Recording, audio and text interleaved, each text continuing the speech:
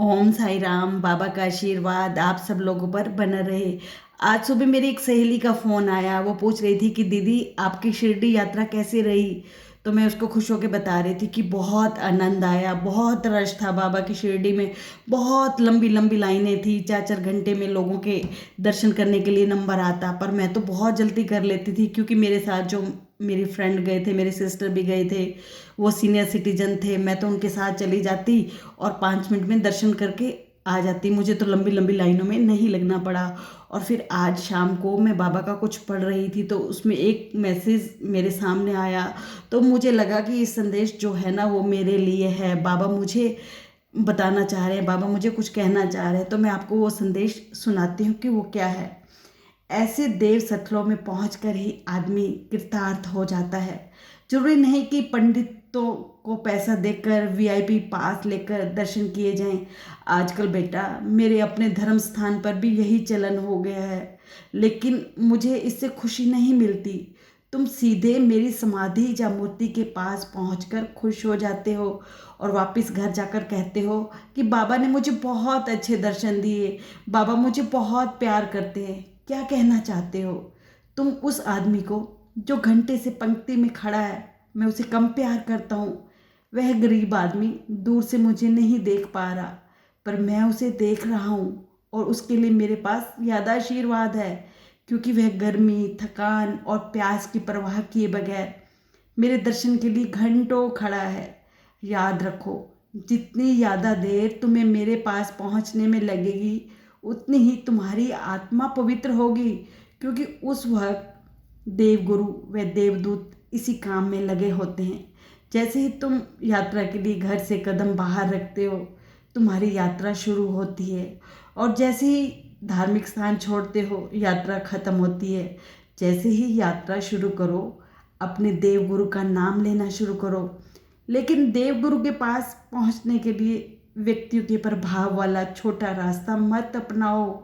अगर अपना लेते हो तो वापस जाकर ये मत कहो कि बाबा मुझे ज़्यादा प्यार करते हैं, इतनी जल्दी वे इतने बढ़िया दर्शन दिए।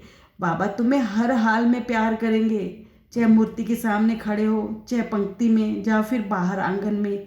पर ये ध्यान रखो कि तुम तो आराम से आ गए, पर लाखों लोग जो पंक्ति में लगे हैं, उनमें से तो सैकड़ों बूढ़े व बच्चे भी हैं। उनके बारे में भी सोचना है।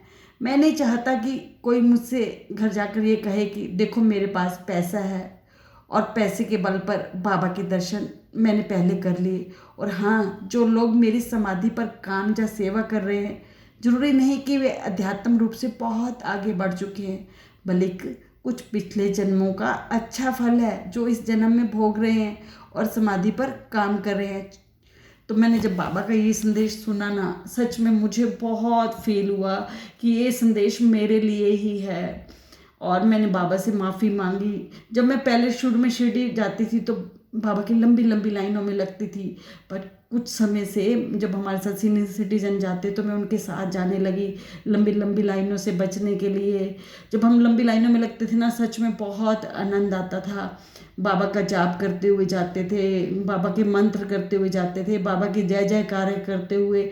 इसी बहाने हम कितना बाबा का नाम ले लेते थे।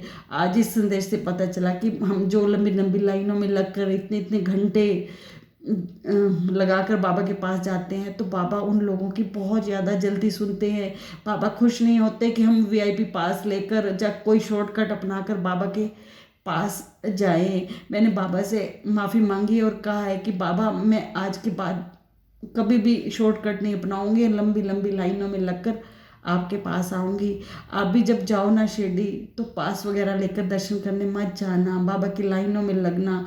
बाबा आपकी बहुत जल्दी सुनेंगे, आपके कष्ट दूर करेंगे। सच में बाबा मुझे माफ़ करना बाबा। और सच में मैं आके घर में खुश होकर सबको बताती भी थी कि बाबा मुझसे बहुत प्यार करते हैं, मुझे बहुत जल्दी दर्शन हो गए।